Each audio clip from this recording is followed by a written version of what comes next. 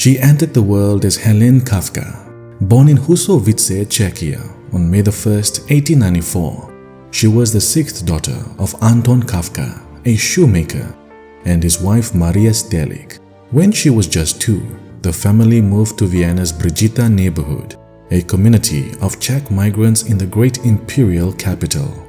Helene worked hard at her studies. She received the first Holy Communion in St. Brigita Church in May of 1905 and a confirmation there the following year.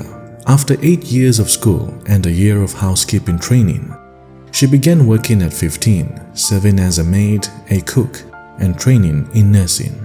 At 19, she became an assistant nurse at Wine City Hospital, where she first encountered the Franciscan Sisters of Christian Charity. Drawn by their devotion, Helene soon followed the same path. On October 23, 1915, she professed her vows and took the name Sister Maria Restituta.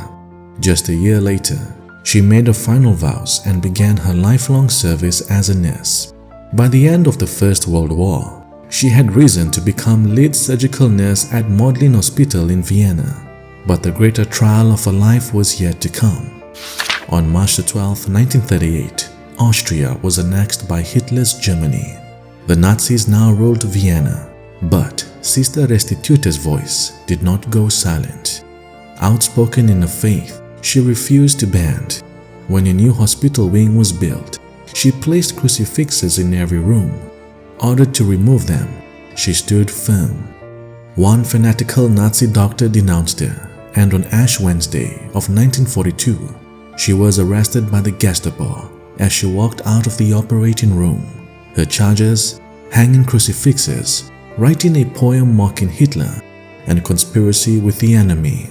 For this, she was sentenced to death by guillotine. The regime promised her freedom if she abandoned the Franciscan order, but she refused.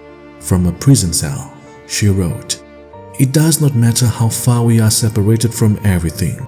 No matter what is taken from us, the faith that we carry in our hearts is something no one can take from us. In this way, we build an altar in our own hearts." Unlike so many nuns sent to concentration camps, Sister Restituta became the only Catholic nun sentenced to death by a Nazi court. In her final days, she cared for sick prisoners. Weakened, stripped of everything, she still clung to the cross. On March 30, 1943, during Holy Week Tuesday, she was beheaded by guillotine. Wearing only a paper shirt, half her former weight, she whispered the final words, "I've lived for Christ. I want to die for Christ." Fearing her veneration, the Nazis buried her in a mass grave. Yet, her witness endured. On June 21, 1998, the church raised Sister Maria Restituta to the altars. In Rome, before a sea of faithful, Pope John Paul II proclaimed her blessed. He spoke of her unshakable faith, of how the hand of God had lifted her to the heights of inner maturity. He recalled the courage that carried her to the guillotine, her heart fixed on the cross she loved so dearly, asking in her final moments that the prison chaplain trace that cross upon her forehead. The Pope's words rang as a challenge. Though countless things can be stripped away from Christians, the cross, the sign of salvation, cannot. It must never vanish from public life, and when conscience speaks, we must obey God rather than man. Blessed Sister Maria Restituta, pray for us.